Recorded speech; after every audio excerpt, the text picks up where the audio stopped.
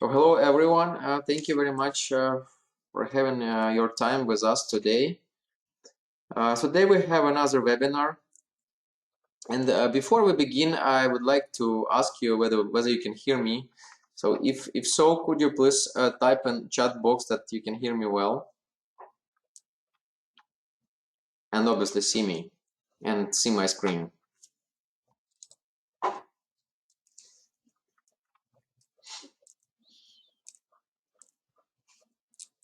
Yeah, I can see you and hear you clearly. Yeah, great.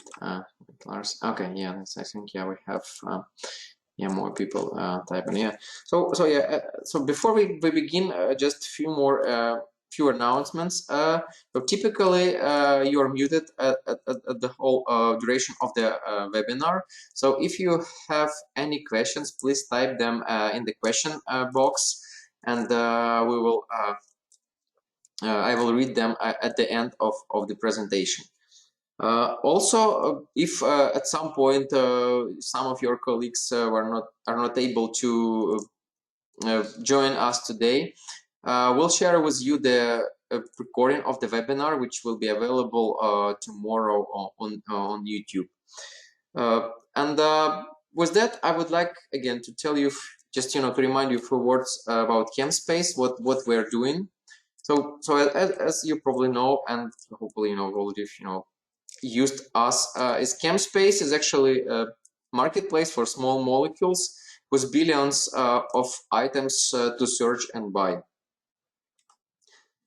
And with our catalog, which has over 400,000 in stock building blocks and 6 million in stock screening compounds, we, as I said, offer our customers the largest pool of small molecules.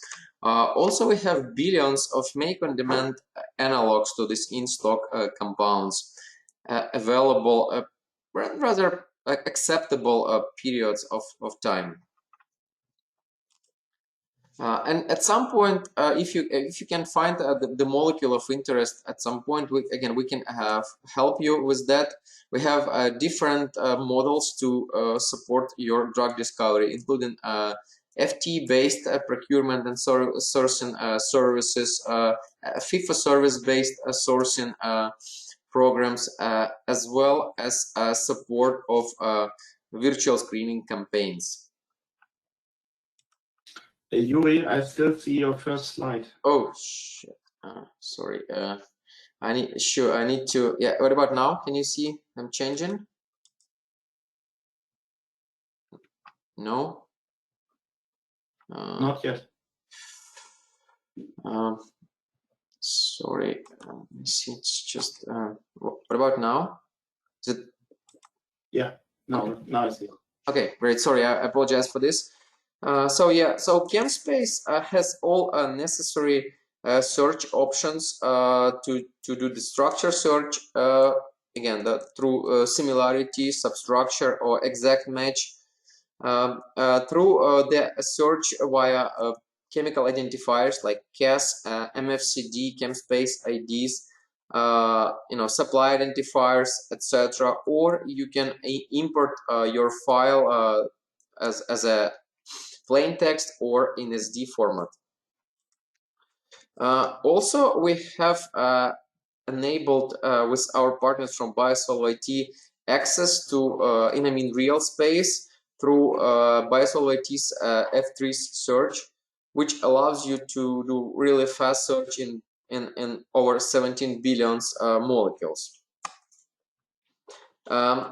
Also, if you already tried the ChemSpace functionality online, you can also access it via punch-out site, which is pretty customizable, secure, and compatible with most of ERPs, including SAP, Coupa, Ariba, etc. And it's been already launched or at 3 locations. And obviously, when we created the platform, the idea was, to combine all the vendors and provide our customers with a single point of access to small molecules. And with that, we have as I mentioned, we have a bunch of suppliers, but I think with that I would like to introduce you one of them. One of the important ones is actually that's Analytical Discovery. And today we'll have a talk from Dr. Lars Ole Hausted. He's a director at Analytical Discovery. He's got his PhD from University of Hanover, and he's joined in 2002. He joined Analytical Discovery in 2005, and since 2010 he's a director of projects and innovation at the company.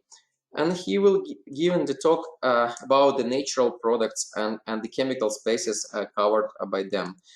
With that, I would like to hand a word to Lars and stop my slides and give him the ability to present. Let me see. Yeah, Lars, can you? I believe now you can share your slides. Yes.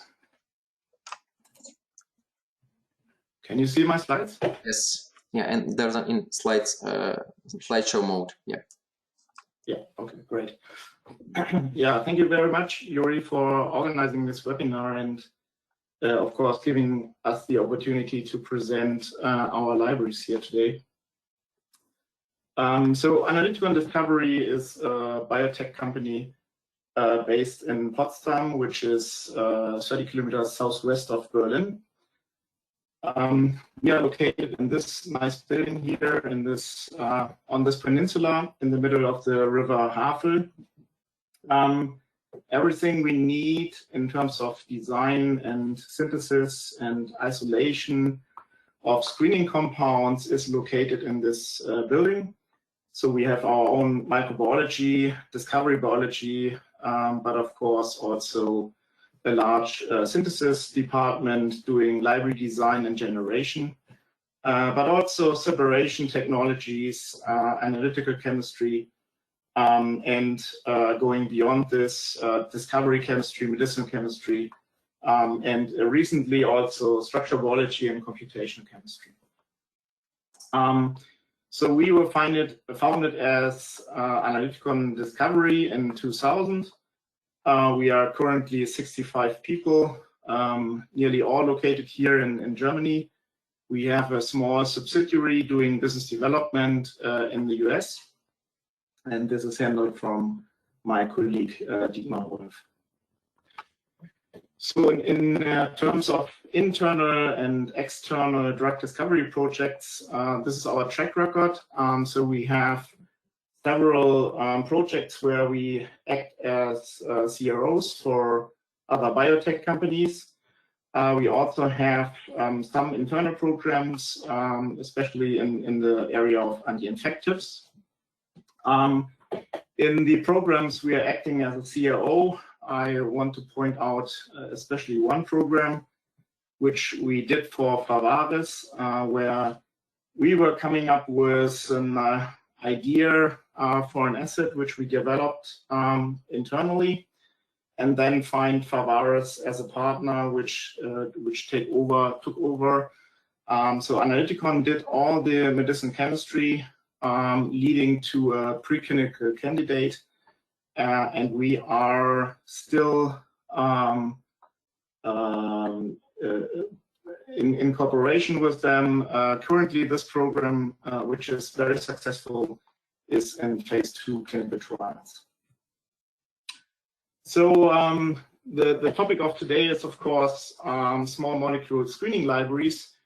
And there was a time in the past, probably 10 years ago, where a lot of people thought, well, there's not really a future for small molecules as screening resources. But quite recently, I would say the last probably 10 to 15 years, there are several really interesting novel target classes emerging, demanding for novel and new small molecule chemical spaces.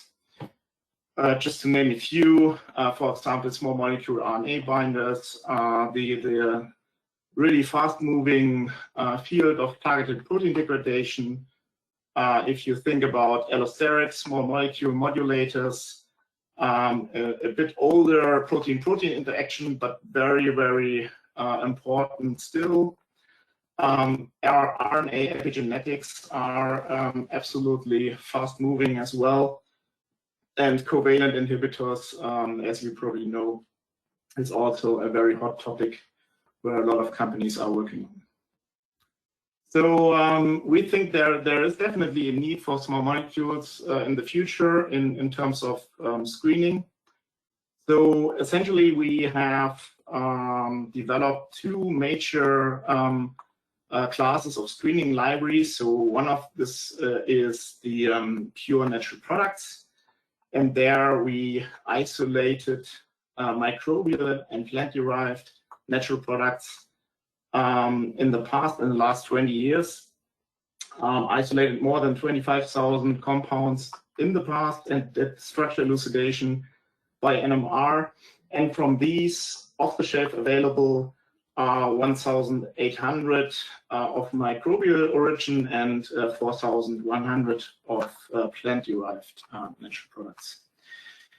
More or less in the same year, we started also to develop synthetic libraries based on natural product motifs.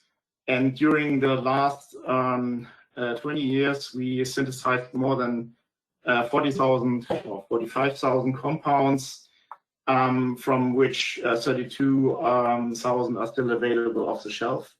And our aim here was always to have a very high diversity in these screening libraries. So these 32,000 compounds are coming from 123 quite diverse scaffolds. On top of that, we also have 4,600 compounds which are of macrocyclic nature, and these are even more diverse because they are coming from 152 diverse scaffolds, macrocyclic scaffolds. So this is just a visualization of this chemical space. Oh, sorry,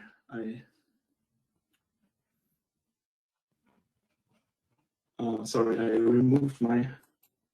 Here it is. Can you still see my slide? Yes, we can see the slides. Yeah. Okay. Sorry for that. So this is a depiction of our chemical space.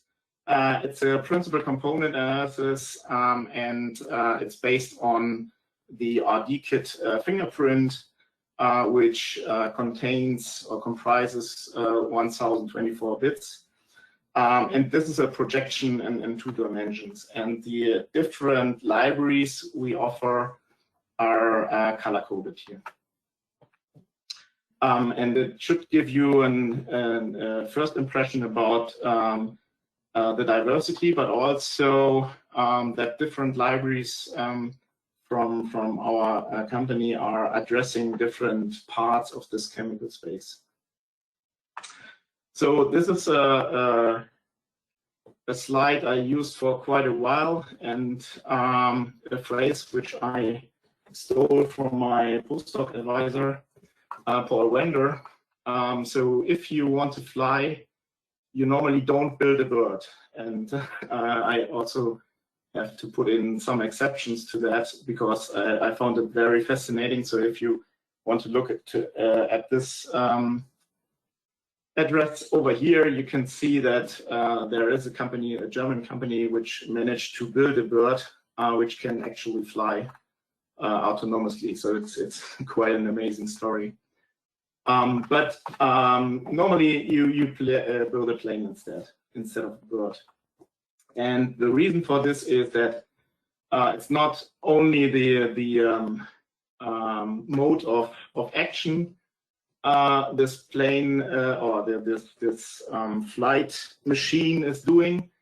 It does also have probably a different purpose than the original natural flight apparatus. But also there are exceptions. If you look at this movie over here, which can be found on Twitter, you see a seagull sitting on top of another one. So this is of course the purpose of a plane to transport people. So the design is in principle based on blueprints from nature, but it's further developed for a specific purpose. And what it means, I would want to exemplify on quite an old example on the statins.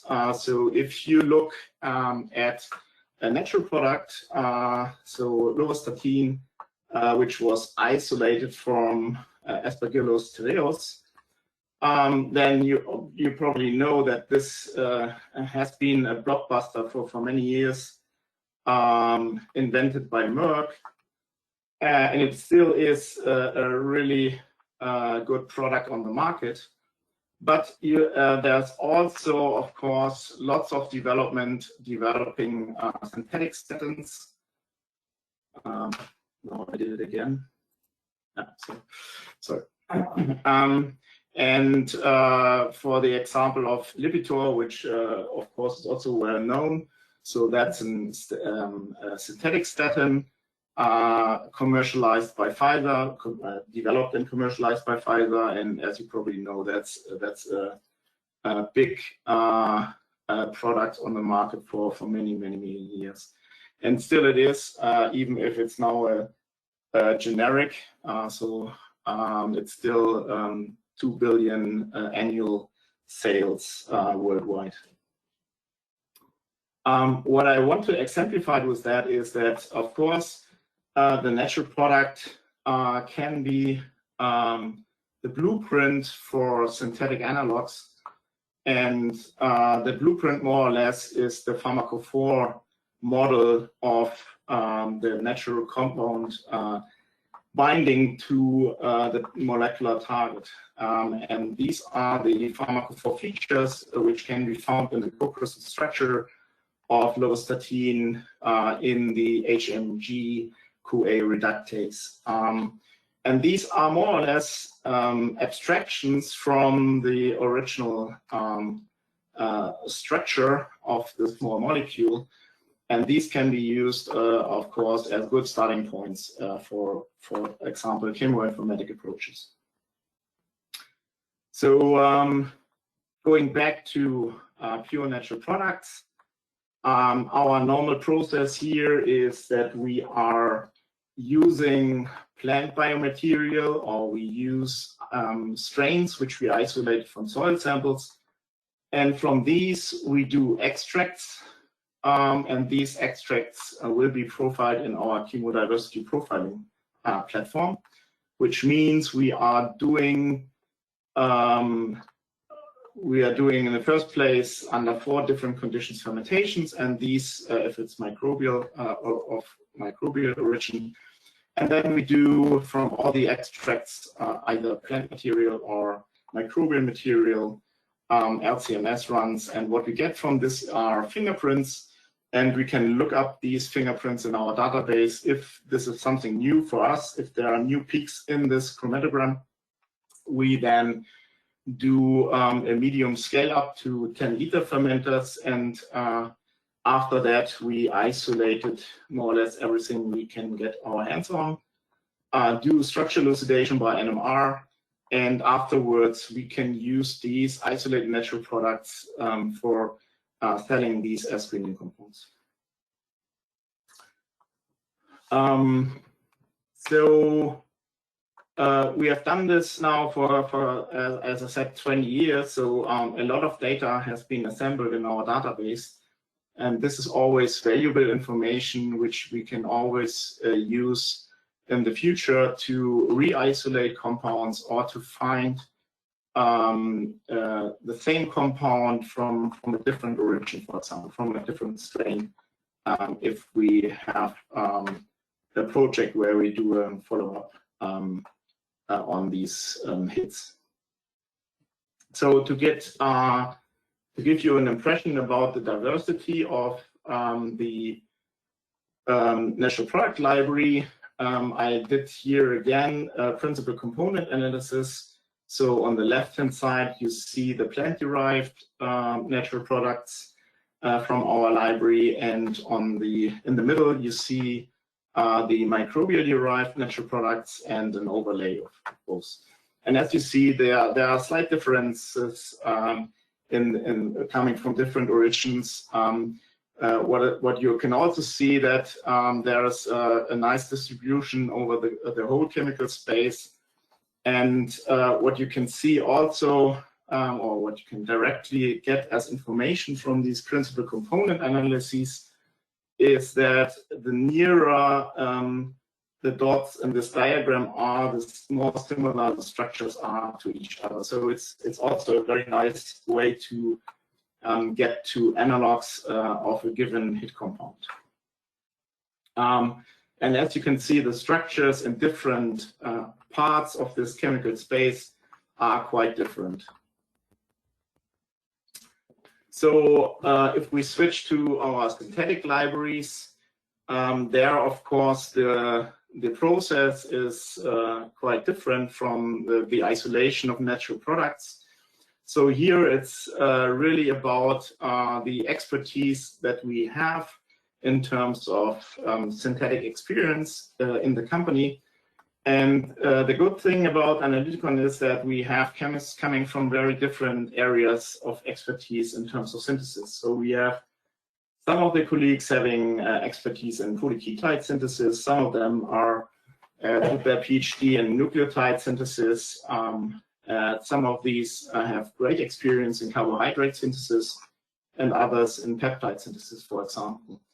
But on top of that, of course, everybody is keen to learn new things. So there are a lot of new techniques always coming into the company. And of course, we always also have from time to time new colleagues which have a different background. So this is very important to have this diversity in terms of expertises in the company as well. So how do we get to design of libraries? So first of all, this background, as I said, is very important. And of course, different chemists have different ideas. So it's always starting with an idea of a library, which has some natural product background. So that's, of course, our area of expertise in general. And if there is such an idea, we are checking if this is really new, if we have somehow a synthetic access to this scaffold. And if this is the case, then we make a library design. We enumerate a smaller library of around 2,000 compounds, and then we filter using the normal guidelines which we have, and come up with really compounds we want to synthesize. Then we are doing a feasibility study where we check if all the chemistry is working, including the introduction of R1 and R2 groups. If we are checking if the functionalities are compatible with the chemistry we have in mind. And of course, we need a purification method. We want to, or we must make clear that the stereochemistry is intact and stable. And if all of this is true, also the stability, of course, we do go into the production of the library, starting with the synthesis of the library intermediates, and then do parallel chemistry to get to the final compounds. Afterwards, of course, QC and compound management, and then these can also be offered as screening compounds. So during the years, we really touched very different areas of natural product derived scaffolds. So for example, there is a part of the library which is more or less based on peptide chemistry. There is an area which is based on alkaloid chemistry. We have this macrocyclic library. We have scaffolds which are terpene based, and we certainly have scaffolds which are carbohydrate based, which can be used if this is an interesting chemical space for a project. And then we have something where it's not that clear in which area it falls, but that's of course quite subjective to each mind in which class these scaffolds will fall. Just to give you an impression, I just sampled all the scaffolds which we did in the last years coming from hydroxyproline as a building block, and it's quite amazing what kind of different scaffolds you can come up with. We're starting from this simple 5-membered ring.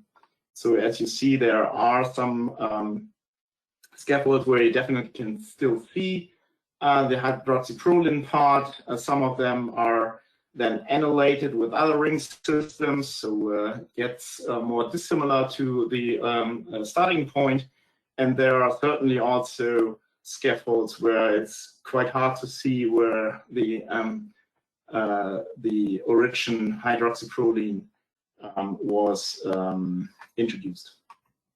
And even the area of macrocyclic compounds, there hydroxyproline building blocks are a very valuable part of this scaffold design. So I just picked out one scaffold to show you the expertise we assembled in-house. So as you can see, this is still some steps to get to the final compounds, but this is something we can definitely do at AnalytiCon to include chemistry which we find, novel chemistry, interesting chemistry, which we find in the literature. So in this case, it's a Zwitter-ionic aza-Claisen reaction. And we did use that to build up this 9-membered ring system over here in this aza-Claisen step. So after this crucial reaction, there's some manipulation of functional groups. Quite experienced we are always to introduce nitrogen, in this case here in terms of this azide, and then we use that afterwards to introduce then the R1 group over here as an amide, and the decoration step for introducing R2 in the end over here. So once again, the principal component analysis, and that's not a painting of Jackson Pollock. That's just color coding the different scaffolds we have in the library. And as you can see, the different scaffolds are really distributing quite well over this chemical space. And there I picked out some examples from final compounds populating this chemical space. So as I said previously, 32,000 compounds coming from 123 diverse chemotypes. And of course, that's an ongoing project. So every year, a certain number of scaffolds are added. So normally it's between 4 and 6 further scaffolds we are adding to, or chemotypes we are adding to the library. So in terms of our macrocyclic libraries, we developed interesting ring closing chemistries.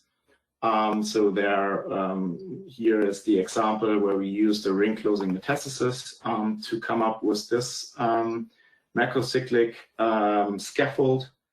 And here you can probably still see the natural product, which we used also to build up this part of the molecule. Then we have some really fancy chemistry where we use a 2-component reaction to do the ring closing step. In this case, we use epichlorohydrin and then aminosulfonamide to do the cyclization, which is really a nice chemistry, and it's working very well. This is more or less the first example where somebody built up a macrocyclic system with this kind of chemistry. And of course, we use also traditional macrolactamization for building up macrocyclic ring systems. And not depicted here, we can also use nucleophilic aromatic substitution to introduce an aryl ether bond, building up the macrocycle.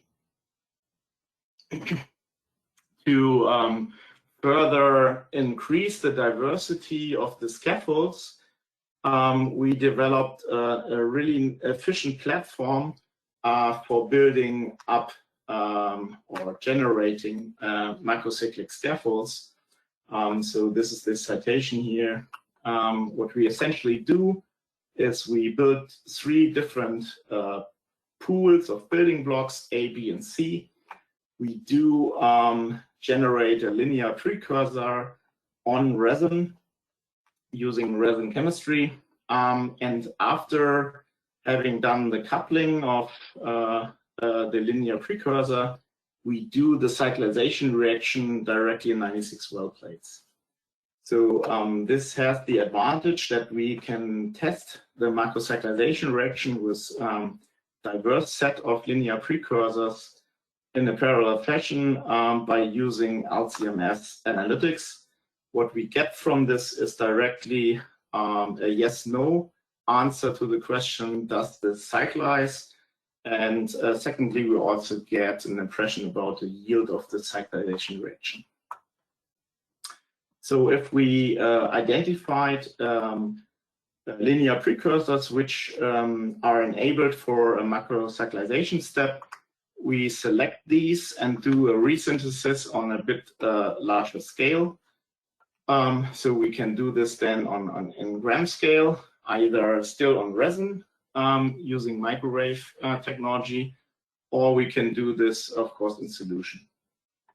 And then we can do in solution the synthesis of the final compounds, where we functionalize 2 diversity centers, so normally 2 amines, which are in the end spanning off the whole library.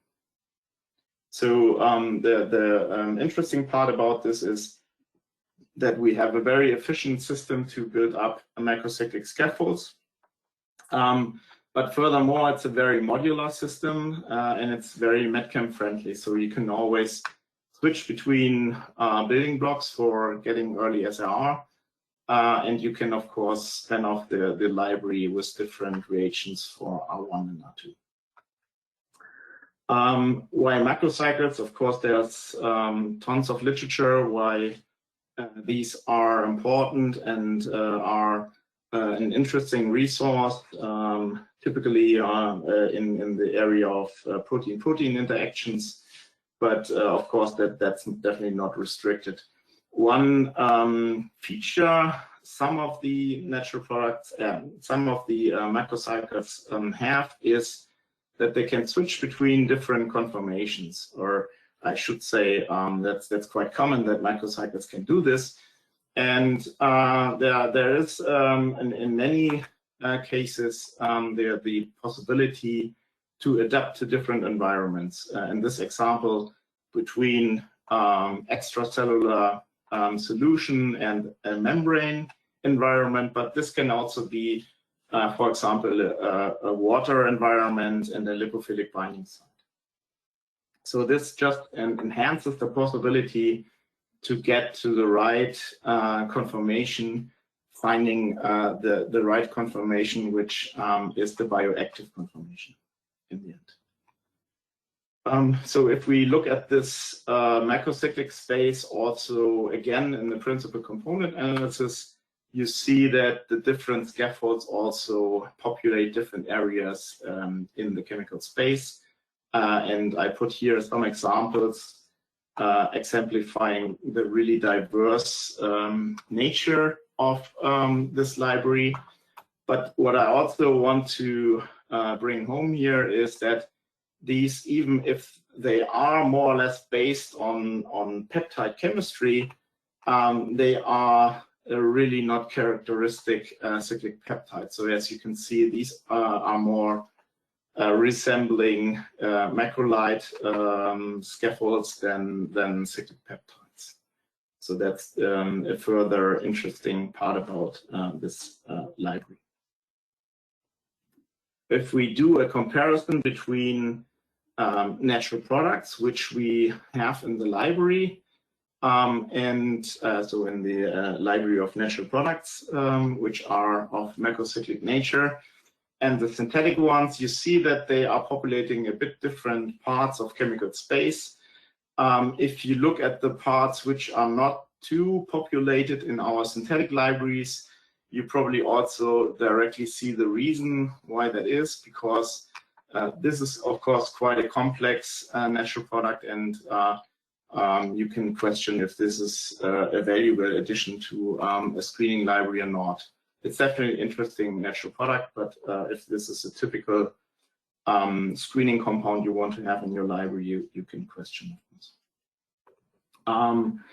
Just one different visualization of diversity. In this case, it's shape diversity. So the well-known representation of the principal moments of inertia in this triangular plot, where you have in one corner rod-like compounds, in one corner disc-like compounds, and in one corner sphere-like compounds. You see here the distribution of our synthetic macrocyclic library and the distribution of the natural macrocyclic compounds, which we also have in the library. Last, I want to share an outlook or inspiration, so which we have done with our fragment library. The fragment library is the only one which is not available off the shelf, so this one is only used in projects. And this project we have done together with Gerhard Klebe and Crystals First in Marburg. So what we did here is to do soaking of our fragments on a model target. So in this case, it's endothiopepsine. It's a model system because it's not expressed in humans. So it's not pharmacological relevant, but it's a very nice model system for pharmacological relevant targets like aspartic proteases, so like base and renin, for example.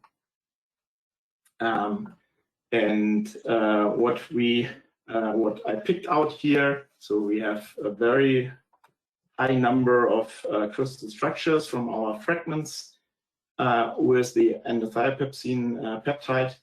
But I picked out two structures, so the fragments depicted here on the left-hand side and the right-hand side. And this is the orientation in the crystal structure in the binding site.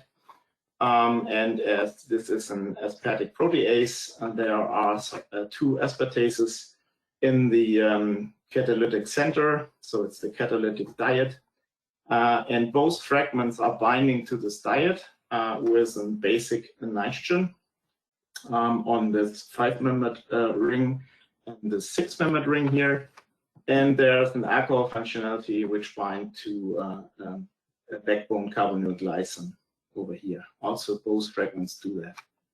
And if you just do an overlay of these two crystal structures, it's quite fascinating because the basic amine of the 5-membered ring and 6-membered ring and the alcohol overlay quite perfectly already in this overlay. So we thought, okay, that's very interesting. Can't we do a synthesis of such a merged compound of the two fragments? And this has been done by Christian Stark's lab in Hamburg. So they managed to synthesize this merged compound, and we were very lucky to see that as we sent this off to the DESI synchrotron in Hamburg, we got this beautiful electron density map back. And as you see these, if you compare this with the slide before, you can see that the binding mode is nearly exactly like the ones from the two fragments. which bind in orthogonal parts of the binding site. So this is coming more or less from one fragment, and this is coming from the other fragment.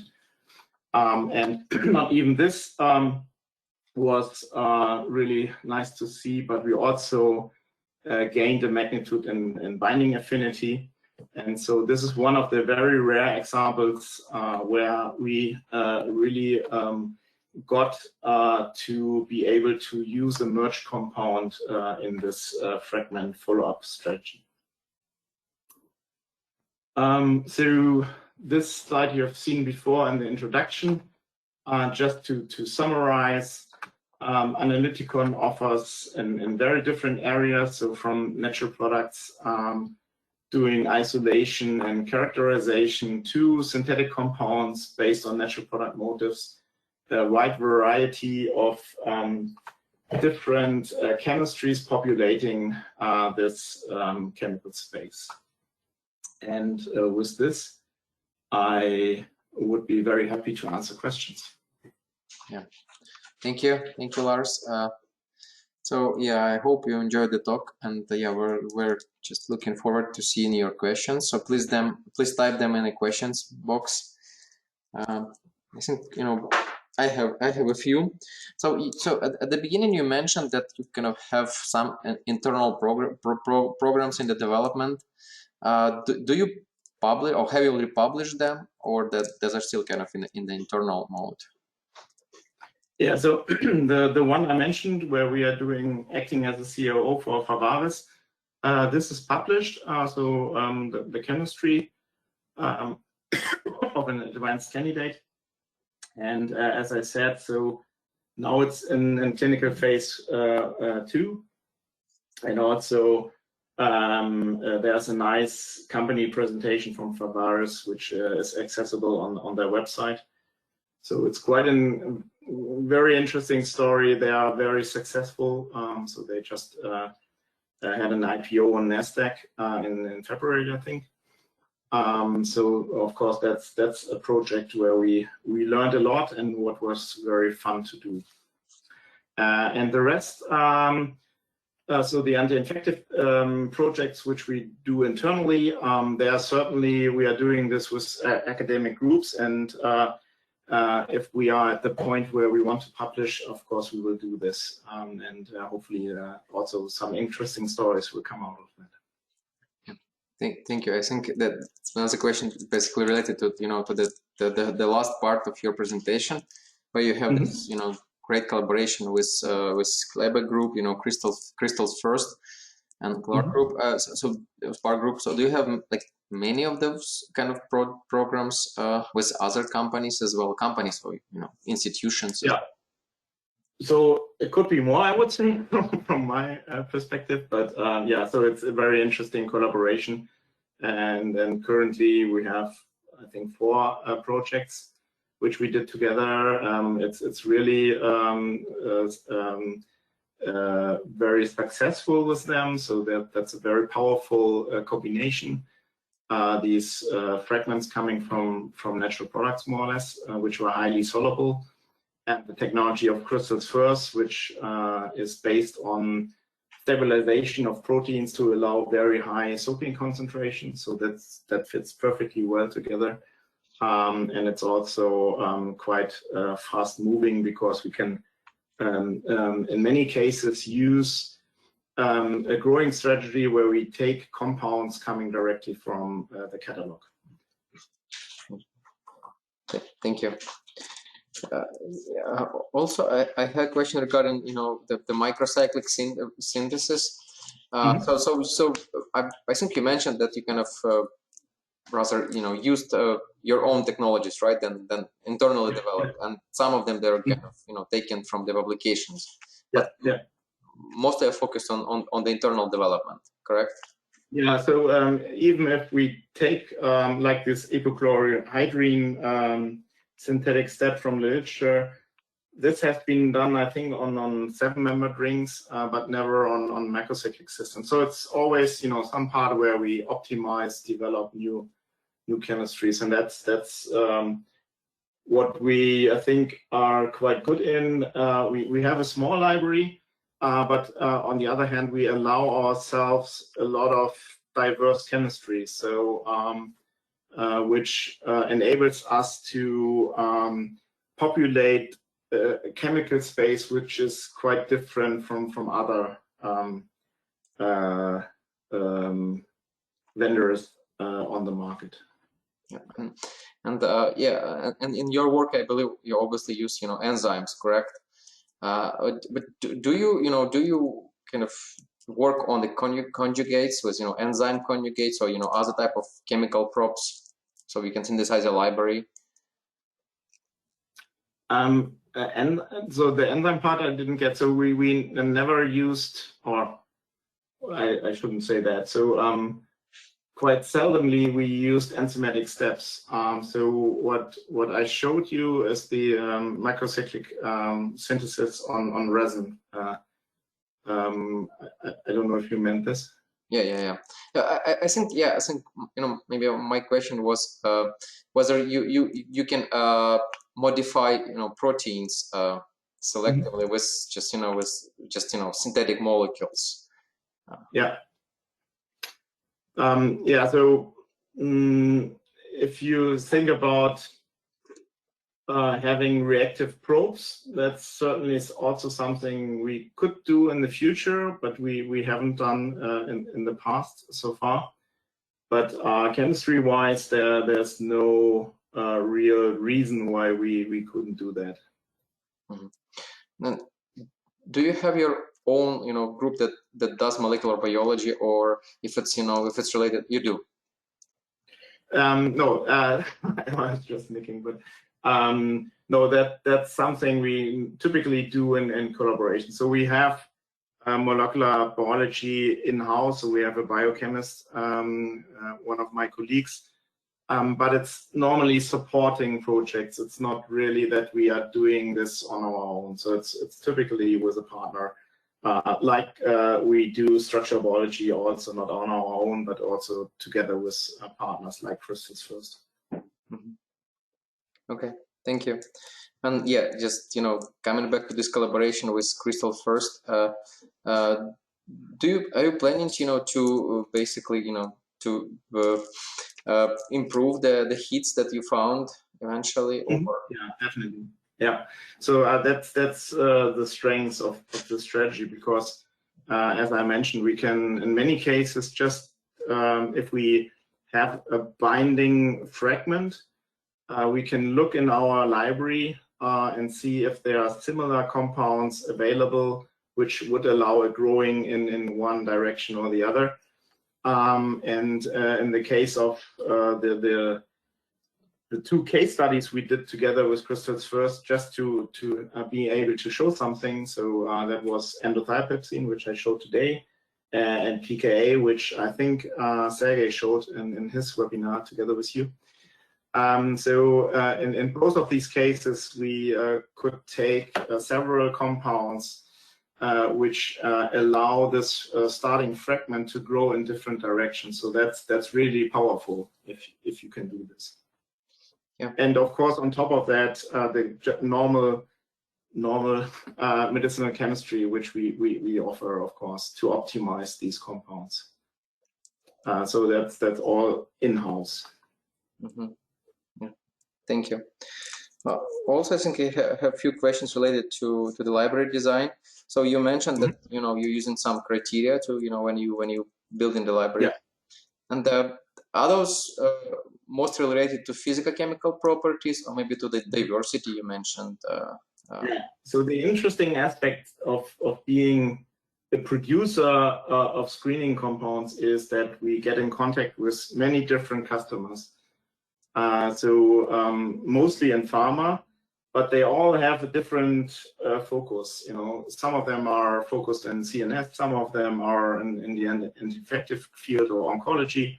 So of course they have different criteria for their screening resources or screening decks, and so that makes it quite interesting as we can assemble these and of course balance these to have really an optimal set of more general screening compounds.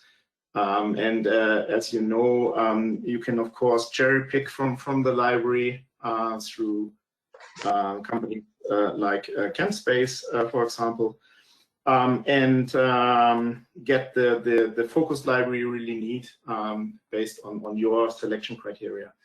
In general, it's nothing fancy. So of course we use the available filters which everybody is using, but having this really diverse discussions with our customers, I think that's really something which is very very valuable.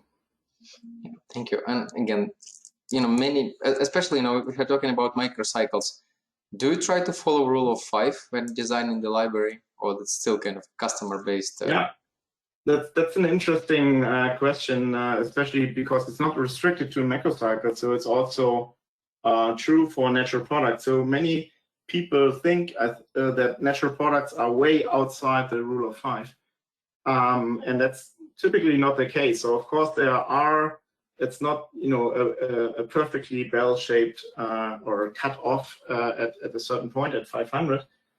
So there are of course larger molecules, but the mean molecular weight is in this normal areas where you would expect this. Also in terms of CLOP. But in terms of macrocycles, it's a bit, of course, different, because if you look at macrocycles, you have a slightly higher molecular weight. So I would say on average, this is probably more 580 than 380 or something like that.